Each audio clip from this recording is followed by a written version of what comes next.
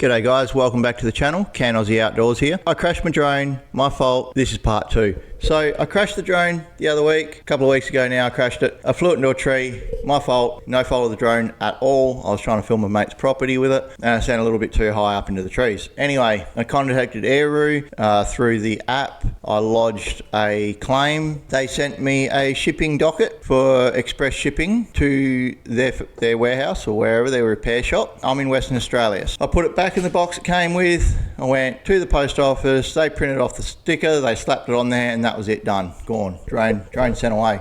I went to work for 2 weeks. About halfway through my swing, so a week in, they got in contact with me. They said they'd received the drone. They sent me pictures of the drone, the way I shipped it, and they effected a repair. And they also then express shipped it back. In under 2 weeks, I received my drone back repaired. I'm not sure what they actually did to the drone. By the sounds of it, I damaged the gimbal, possibly locked it out to a point where I couldn't effect a repair on it, where they had to get into factory logins and maybe recalibrate the gimbal.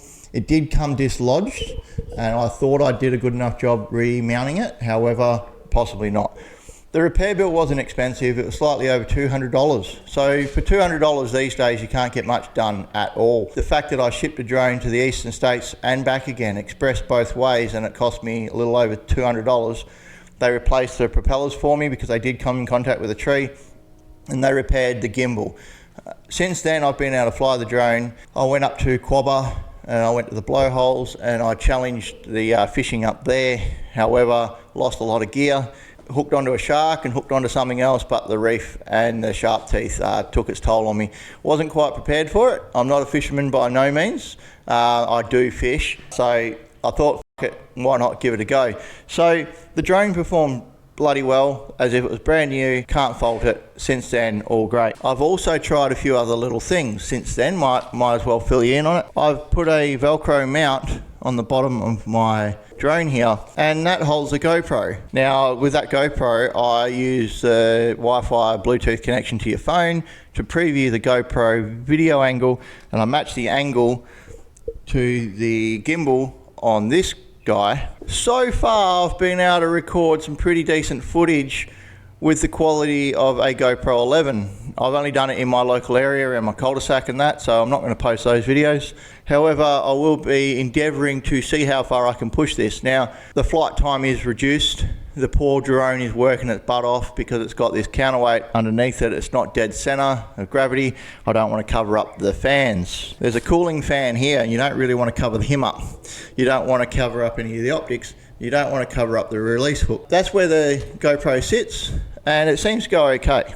So to recap, I crashed my drone, I sent it away, they fixed it, they charged me a little bit over $200 and I got it back in under 2 weeks. Can't complain. I know in the comments you see guys talking about Airroo, how they've been done wrong by. So far, so good, I have not. They haven't given me anything for fucking free other than a shirt.